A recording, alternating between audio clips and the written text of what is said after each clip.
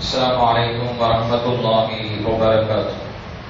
الحمد لله والصلاة والسلام على رسول الله وعلى آله وأصحابه حزب الله. கண்ணியத்திற்குரிய அல்லாஹ்வினுடையார்களே, நாம் தொடர்ந்து இந்த அதிகாலை சிந்தனை வழியாக அண்ணல் நபி ஸல்லல்லாஹு அலைஹி வஸல்லம் அவர்களின் அருமை வரலாற்றை அதன் படிப்பினைகளோடு பார்த்து வருகிறோம். நேற்றைய தினம் அபிசீனியாவுக்கு சென்ற முஸ்லிம்களை எப்படியாவது மக்காவுக்கு அழைத்து வந்துவிட வேண்டும் என்று திட்டமிட்ட மக்கத்து குறைஷிகள் 2 தூதுவர்களை அபிசீனியாவுக்கு அனுப்பி வைத்தார்கள். அவர்கள் பரிசுகளோடு வந்து அமைச்சர்களை சந்தித்து அதற்கு பின்னால் நஜ்ஜாஷி மன்னரை சந்தித்து முஸ்லிம்கள் குறித்து தவறாகவெல்லாம் பேசினார்கள்.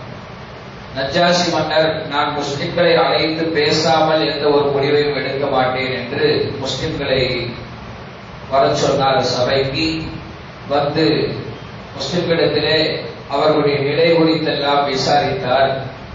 ஜாஃபர் இப்னு அபீ தாலிப் ரலியல்லாஹு அவர்கள் முஸ்லிம்களின் தரப்பில் இருந்து தங்களது நியாயத்தை எல்லாம் எடுத்து சொன்னார்.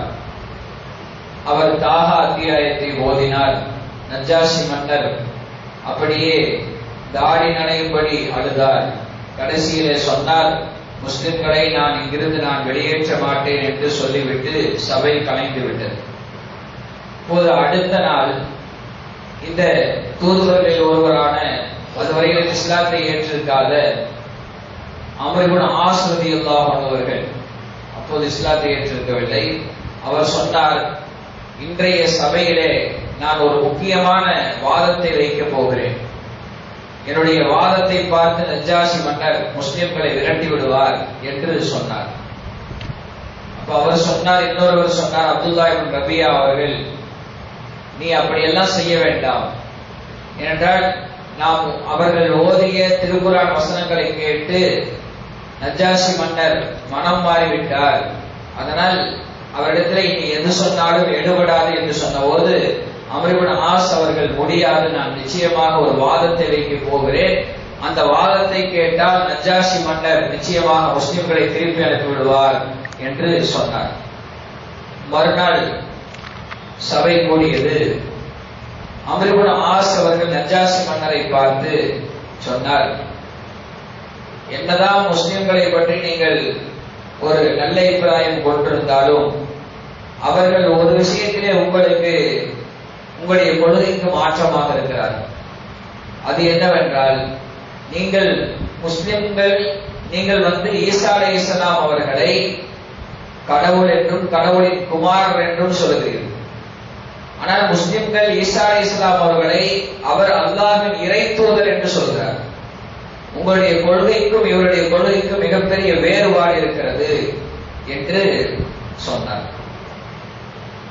உடனே மன்னர் நஜ்ஜாஷி ரஹ்மத்துல்லாஹி அலைஹி அவர்கள் ஜாஃபர் இப்னு அபீ தாலிப் ரலியல்லாஹு அவர்களை நோக்கி கேட்டார், ஈசா அலைஹிஸ்ஸலாம் அவர்கள் குறித்து உங்களின் நிலைப்பாடு என்ன? உங்களின் தூதர் என்ன சொல்லி இருக்கிறார் ஈசா அலைஹிஸ்ஸலாம் அவர்கள் குறித்து? அப்போது ஜாஃபர் இப்னு அபீ தாலிப் ரலியல்லாஹு சொன்னார்கள், ஈசா அலைஹிஸ்ஸலாம் அவர்கள் அல்லாஹ்வின் அடிமை, அவர் அல்லாஹ்வின் திருத்தூதர். அவருடைய தாய் வயிற்றில் ஜிப்ரீல் அலைஹிஸ்ஸலாம் அவர்கள் ஊதியதால் உண்டானவர் தான் ஈசா அலைஹிஸ்ஸலாம் அவர்கள். அவர்கள் கலிமத்துல்லா, அல்லாஹ்வின் கலிமாவாக ஈசா அலைஹிஸ்ஸலாம் அவர்கள் இருக்கிறார்கள் என்ற உண்மை செய்தியை அங்கே ஜாஃபர் இப்னு அபீ தாலிப் ரலியல்லாஹு அவர்கள் எந்த விதமான தடுமாற்றம் இல்லாமல் அங்கே நஜ்ஜாஷி மன்னருக்கு முன்னால் சொன்னார். உடனே மன்னர் நஜ்ஜாஷி மன்னர் அவர்கள், இவர் சொல்வது சரிதான், இவர்கள் சொன்னதிலிருந்து ஈசா அலைஹிஸ்ஸலாம் அவர்கள் விரல் நுனியளவு கூட மாற்றமாக இல்லை என்று கூறினார். உடனே அங்கே சுற்றி இருந்தவர்கள் எல்லாம் இதை கேட்டு அதிர்ச்சி விட்டார்கள். என்றால் ஈசா அலைஹிஸ்ஸலாம் அவர்கள் குறித்து கிறிஸ்தவர்களுடைய நிலைப்பாடு இதுதான். அவர் கடவுள் என்று நம்புவார்கள், அல்லது கடவுளின் குமாரர் என்று நம்புவார்கள். அதுதான் அவர்களின் நம்பிக்கை. ஈசா அலைஹிஸ்ஸலாம் அவர்களை அவர்கள் அல்லாஹ்வின் தூதர் என்று ஏற்றுக்கொண்டால் அவர்கள் இஸ்லாத்துக்கு வந்து விடுவார். அவர்களை கடவுளின் குமாரர் என்றோ அல்லது கடவுள் என்றோ சொல்லுகிறார்கள். அதுதான் மிகப்பெரிய வேறுபாடு இந்த விஷயத்தில் இருக்கிறது. மன்னர் நஜாஷி அவர்கள் ரஹ்மத்துல்லாஹி அவர்கள் இப்படிப்பட்ட ஒரு விஷயத்தை சொன்னதும் அங்கே சுற்றி இருந்த சபையில இருந்த எல்லோரும் கிறிஸ்தவர்கள், அவர்கள் எல்லோரும் ஆச்சரியப்பட்டு போனார்கள். என்ன இப்படி ஒரு நம்முடைய அடிப்படை கொள்கைக்கே மாற்றமான ஒரு விஷயத்தை மன்னர் சொல்லுகிறாரே என்று ஆச்சரியப்பட்டு போனார்கள் அந்த மக்கள். உடனே அந்த மக்கள் மன்னரும் ஈசா அலைஹிஸ்ஸலாம் அவர்களை அல்லாஹ்வின் அடிமை என்று ஏற்றுக்கொண்டு விட்டாரே என்று தங்களுக்குள்ளாக ரசமுசம் என்று பேசிக் கொண்டார்கள். அங்கே சபையிலே ஒரு சலசலப்பு ஏற்பட்டு விட்டது. அங்கே சபையிலே அவர்களுடைய மத போதகர்கள் எல்லாம் அங்கே இருக்கிறார்கள். அவர்கள் எல்லாம் தங்களுடைய ஏடுகளை எல்லாம் எடுத்து புரட்டி பார்த்து கொண்டிருக்கிறார்கள். ஆனால் அங்கே இருந்த யாரும் ஈசா அலைஹிஸ்ஸலாம் அவர்கள் குறித்து முஸ்லிம்கள் என்ன நிலைப்பாடு கொண்டிருக்கிறார்களோ அந்த நிலைப்பாட்டை ஏற்றுக்கொள்ள யாரும் தயாரில்லை. ஏற்றுக்கொண்டால்தான் அவர்கள் முஸ்லிம்களாக மாறிவிடுவார்கள். ஈசா அலைஹிஸ்ஸலாம் அவர்கள் அல்லாஹ்வின் தூதர் என்று ஏற்றுக்கொண்டால் அவர்கள் இஸ்லாத்துக்கு வந்து விடுவார்கள். அப்போது மன்னர் முஸ்லிம்களை பார்த்து சொன்னார், நீங்கள் இங்கிருந்து புறப்பட்டு சென்று நீங்கள் விரும்பியவாறு இந்த நாட்டிலே நிம்மதியாக வாழலாம் என்று முஸ்லிம்களை பார்த்து சொல்லிவிட்டார். இந்த நேரத்திலே மன்னர் நஜாஷி ரஹ்மத்துல்லாஹி அவர்கள் ஒரு வார்த்தை சொன்னார்கள், நான் இந்த முஸ்லிம்களுக்கு எதிராக செயல்படுவதற்காக நீங்கள் ஒரு தங்க மலையை எனக்கு கொடுத்தாலும் நான் அதை ஏற்றுக் கொள்ள மாட்டேன். ஒரு கடுகளவு கூட இவர்களுக்கு நான் துன்பம் விளைவிக்க மாட்டேன், இவர்களை பாதுகாப்பேன் என்று கூறினார். மேலும் மன்னர் தன்னுடைய காவலர்களை பார்த்து சொன்னார், இந்த மக்காவிலிருந்து வந்த இந்த குறைஷிகள், இந்த தூதுவர்கள் என்னவெல்லாம் அன்பளிப்பு கொண்டு வந்தார்களோ அந்த அன்பளிப்புகளை எல்லாம் பூரம் கொடுத்தார்களோ அதை பூரம் திருப்பி கொடுத்து விடுங்கள். நான் முஸ்லிம்களுக்கு ஒருபோதும் துன்பம் விளைவிக்க மாட்டேன் என்று மன்னர் நஜாஷி ரஹ்மத்துல்லாஹி அவர்கள் சொன்னார். மன்னர் நஜாஷி ரஹ்மத்துல்லாஹி அவர்களால் அந்த தூதர்கள் கேவலப்பட்டு திரும்ப அவர்கள் தங்களுடைய நாட்டுக்கு மக்காவுக்கு திரும்பி சென்று விட்டார்கள். இந்த நிகழ்வுக்கு பின்னால் உள்நாட்டிலே மிகப்பெரிய குழப்பம் ஏற்பட்டு விட்டது. என்னவென்றால் மன்னர் நஜாஷி ரஹ்மத்துல்லாஹி அவர்கள் முஸ்லிம்களுடைய கொள்கைக்கு தோதுவாக பேசிவிட்டார், அவர்களுடைய நம்பிக்கையை இவரும் ஏற்றுக்கொண்டு விட்டார் என்கிற ரீதியிலே அங்கே உள்நாட்டிலே மிகப்பெரிய குழப்பம் நிலவித்தது. இவரை எப்படியாவது ஆட்சி பொறுப்பிலிருந்து இறக்கிவிட்டு வேறு ஆட்சியாளரை வைக்க வேண்டும், மன்னர் நஜாஷி கொள்கை ரீதியாக அவர் வழிகட்டு போய்விட்டார் என்று அங்கிருந்த மக்கள் எல்லாம் பேசிக் கொண்டார்கள். அந்த நேரத்திலே மன்னர் நஜாஷி ரஹ்மத்துல்லாஹி அவர்கள் ஜாஃபர் இப்னு அபீ தாலிப் ரலியல்லாஹு அவர்களை அழைத்து, நீங்கள் இங்கிருந்து செல்வதற்காக உங்களுக்கு ஒரு கப்பலை தயார் செய்து நான் தருகிறேன். இந்த நாட்டிலே இப்போது குழப்பம் ஏற்பட்டிருக்கிறது. நான் ஒருவேளை இந்த குழப்பத்தில் நான் தோற்று போய்விட்டேன் என்று சொன்னால் இந்த நாட்டில் நீங்கள் மிகப்பெரிய பாதிப்புக்குள்ளாகி விடுவீர்கள். என்னுடைய பதவி பறிபோய்விட்டால் நீங்கள் இந்த நாட்டிலே மிகப்பெரிய பாதிப்புக்கு உள்ளாகி விடுவீர்கள். எனவே நீங்கள் அந்த கப்பலில் ஏறி வேறு நாட்டுக்கு சென்று தப்பிவிடுங்கள்.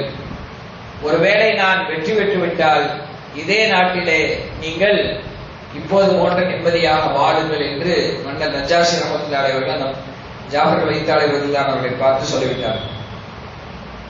மார்க்கத்திற்காக ஓடி வந்த அகதிகளுக்கு ஆதரவளித்து அவர்களை பாதுகாப்பதற்கு தன் பதவியையே பணயம் வைக்கிற அளவுக்கு பெரிய மனதுக்காரராக மன்னர் நஜாஷி ரஹ்மத்துல்லாஹி அவர்கள் திகழ்ந்தார்.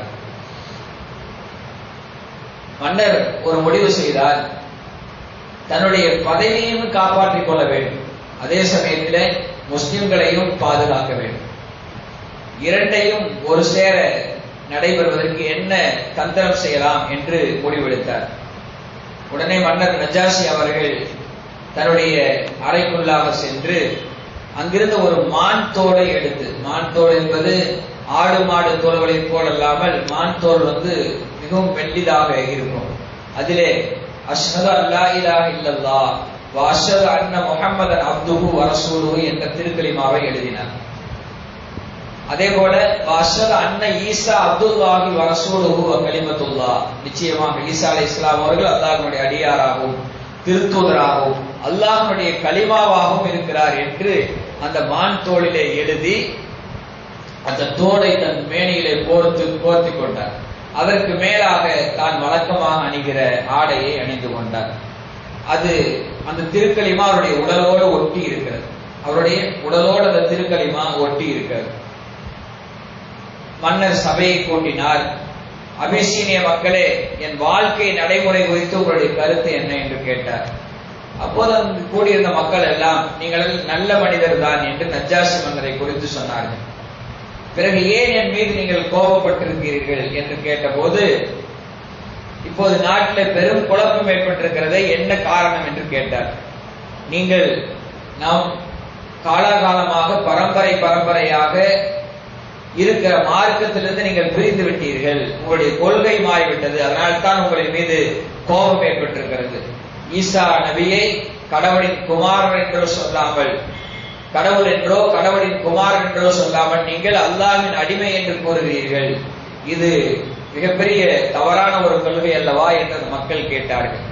மக்களே, நான் சொல்வது ஒருவருக்கும் இருக்கட்டும், நீங்கள் ஈசா அலைஹிஸ்ஸலாம் அவர்கள் குறித்து என்ன சொல்கிறீர்கள் என்று கேட்டார். மக்கள் எல்லாம் சொன்னார்கள், ஈசா கடவுளின் குமாரர் என்று கூறினார். நானும் இதை என்னுடைய நிலைப்பாட்டை சொல்கிறேன், கேளுங்கள். அவர் முஹம்மது ஸல்லல்லாஹு அலைஹி அவர்களை அல்லாஹ்வின் தூதர் என்று ஏற்றுக்கொண்டார். ஈசா அலைஹிஸ்ஸலாம் அவர்களை அல்லாஹ்வின் தூதர் என்று ஏற்றுக்கொண்டார். அதனால அவர் ஒரு தந்திரம் செய்தார். தமது நெஞ்சின் மீது கை வைத்து, நான் அல்லாஹ்வின் மீது ஆணையிட்டு கூறுகிறேன், என் நெஞ்சுக்குள் ஈசா இருக்கிறார், இதை தாண்டி வேறொன்றும் இல்லை என்று விட்டார். இது சுசமான ஒரு விஷயம். என் நெஞ்சுக்குள் ஈசா இருக்கிறார், இதை தாண்டி வேறு ஒன்றுமில்லை என்று நஜ்ஜாஷி ரஹ்மத்துல்லாஹி அவர்கள் சொல்லிவிட்டார்கள். இதை கேட்ட மக்கள் மன்னர் மாறவில்லை என்று மகிழ்ச்சி அடைந்து கலைந்து சென்று விட்டார்கள். இன்ஷா அல்லாஹ் வரலாற்றில் என்ன நடந்தது என்பதை நாளை பார்ப்போம். அல்லாஹ் தஆலா இந்த வரலாறை கேட்பதன் மூலமாக அதிலிருந்து என்ன படிப்பினைகள் கிடைக்கிறதோ அதை எல்லாம் பின்பற்றி நடக்கக்கூடிய நல்ல தௌஃபீக்கினை அல்லாஹ் தஆலா அனைவருக்கும் தந்தல்வானா. ஆமீன். வாஹிர் தஅவானா அல்ஹம்துலில்லாஹி ரப்பில் ஆலமீன். அஸ்ஸலாமு அலைக்கும் வரஹ்மத்துல்லாஹி வபரகாத்துஹு. சுப்ஹானல்லாஹி வபிஹம்திஹி, சுப்ஹானக்கல்லாஹும்ம வபிஹம்திக நஷ்ஹது அல்லா இலாஹா இல்லா அன்த ونستغفرك ونتوب إليك. آمين. سبحان ربك رب العزة عما يصفون وسلام على المرسلين والحمد لله رب العالمين. صلى الله على محمد صلى الله عليه وسلم. صلى الله على محمد صلى الله عليه وسلم. صلى الله على محمد يا رب صل عليه وسلم.